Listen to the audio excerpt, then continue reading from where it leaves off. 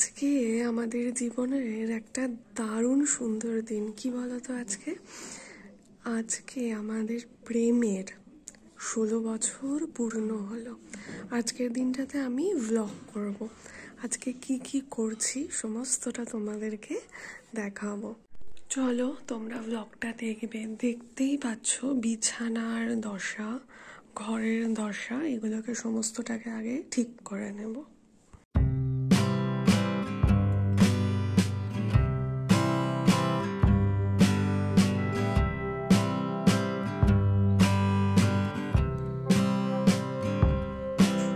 এখন রেডি হব, রেডি হয়ে তারপর বেরিয়ে পড়ব।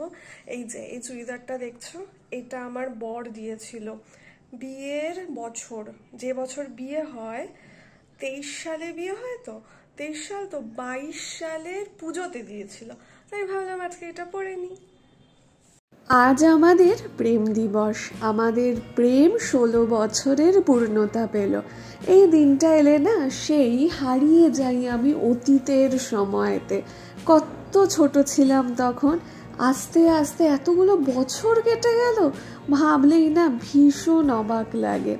সত্যি মানে আমি যে এখন ভয়েস ওভার দিচ্ছি, আমার এখন একটু কেমন যেন লাগছে।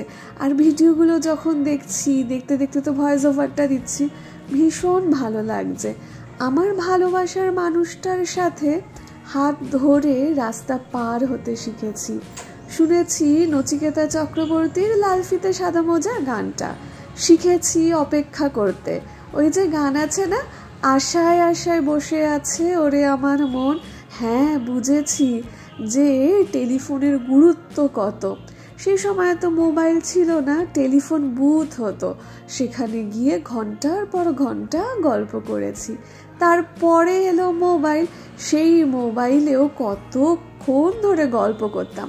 আমাদের সময় না বিএসএনএলের দোস্তি সিম এসেছিল গো, সেই দোস্তি সিমেই আমাদের চলতো অনেক কথোপকথন। কতটা সময় আমরা পার করেছি।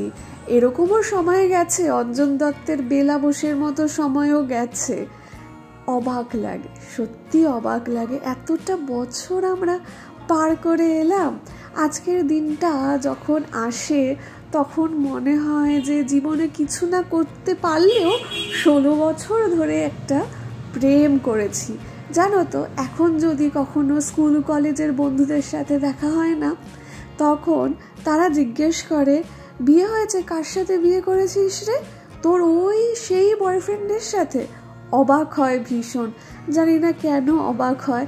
তারপরে একটা কথা তারা বলে যে কি করে করলি বলতো, কি করে থাকলি বলতো এতগুলো দিন। হ্যাঁ, অবাক লাগে বলে এটা মনে হয় সত্যি এই যে জড়ি উপরওয়ালাই বানায় গো, এটাই মনে হয়।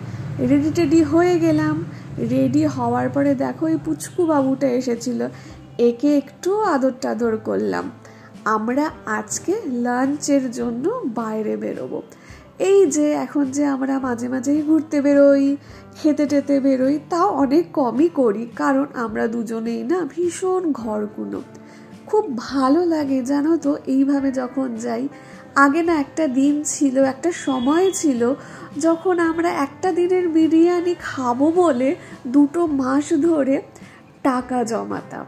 আসলে তখন তো পকেট ভর্তি শূন্যতা, তার জন্য আর হয়ে উঠতো না।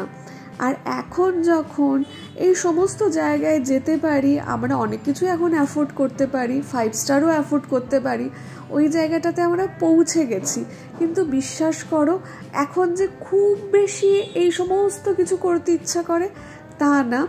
যাতে সমস্ত কিছু আমাদের মেমোরিতে লং টার্মের বেসিসে সেভ হয়ে থাকে, সেটাই চেষ্টা করি এমন কিছু ঘটনা ঘটিয়ে।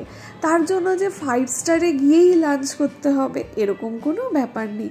চলে গেছিলাম ক্যালকাটাতে খাবারের দাম অনেকটাই বেশি, কিন্তু কি বলো তো, এদের যে আতিথেয়তা সেটা ছিল মারাত্মক।